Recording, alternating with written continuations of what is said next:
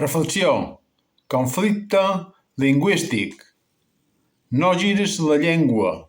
Llavors xerres amb por d'un «¿Puedes hablar en castellano, por favor?» T'ho diu i segueixes sense girar. Llavors, conflicte. No t'ho diu. Llavors ja has xerrat amb por i, per tant, t'has entristit. Llavors la teva tristesa es comunica per empatia al teu interlocutor i ell s'entristeix.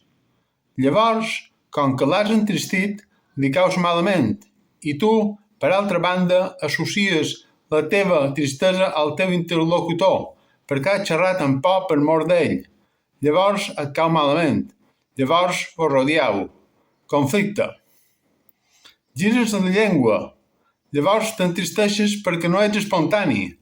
Llavors la teva tristesa es comunica per empatia al teu interlocutor i ell s'entristeix.